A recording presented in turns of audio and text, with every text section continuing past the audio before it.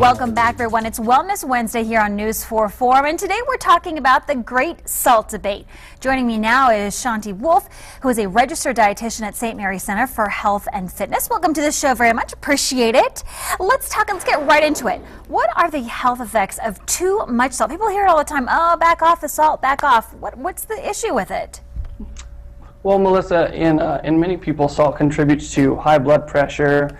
High blood pressure makes the heart work a little bit harder, can lead to heart disease, stroke, heart failure, and kidney disease. So it tends to be an issue. So what are the recommended amount of sodium, let's say, for an adult? So recommended amounts, according to the dietary guidelines, are about 2,300 milligrams per day. Okay, so some of the steps that you might want to take to lower your salt intake. Not so easy, especially if you're somebody a salt fan. Yeah. So I would say the easiest steps, I'll give you 5. So eat more fruits and vegetables. Those things are higher in potassium and they help to regulate the sodium-potassium balance in the body, regulate electrolytes a little bit better. Some good examples would be dark leafy green vegetables, bananas, sweet potatoes, those types of things. Flavor food with pepper and other herbs and spices instead of salt.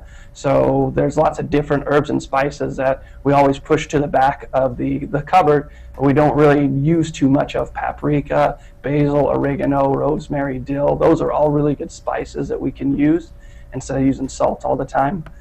Snacks that are unsalted. Most people when they snack, they tend to go for pretzels or potato chips or cookies and crackers, and those ones all have lots of sodium in it too. So something that would be a little bit better would be some unsalted nuts, as an example, or some carrot sticks, some celery sticks, or an apple. Get your potassium in, keep your sodium intake low, and then you also kind of got to look at the food label. So anything that you buy that has a food label, to check the food label and see the milligrams of sodium. What we generally recommend is anything with a % daily value of 5% or less, or per serving sodium amount about 150 milligrams or less. So I'm guessing those ramen noodles probably aren't a very good option with 2,000 milligrams a hit. All right, let's talk a little bit about the sodium substitutes. Those are tough because they're not really sometimes what you're looking for. You really want that salty taste, but you say, okay, not okay. So with the salt substitutes, they're usually potassium chloride, and that becomes a problem with people that have other medical conditions. I would say people that are on dialysis really have to watch their potassium intake, and then a few other medical conditions. So definitely talk to your doctor about things like potassium chloride. But there's a Mrs. Dash seasoning that's been approved for limiting sodium intake. Lastly, and really quickly, let's talk about sea salt. A lot of people asking about it. More expensive. Is it worth it? Should you get that over iodized regular salt? Interesting question. So with sea salt, it does not have the iodine in it. So the regular salt, the iodized salt, is one of the only sources of iodine that we get in our daily diet.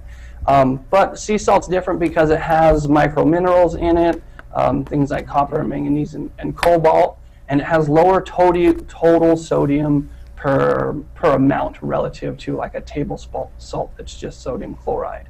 So is it better? And I would say it depends. I would say it can be a good part of a diet if you want to swap it out every once in a while for flavor differences and to kind of keep your minerals in balance. I'd say it's good. All right. Such great information. Shante, appreciate it so much being with us. We do this, of course, every Wednesday with St. Mary's. All right, stay with us. We will be right back with a quick look at what we have going on for the noon and your viral video. The Forum. We'll be right back.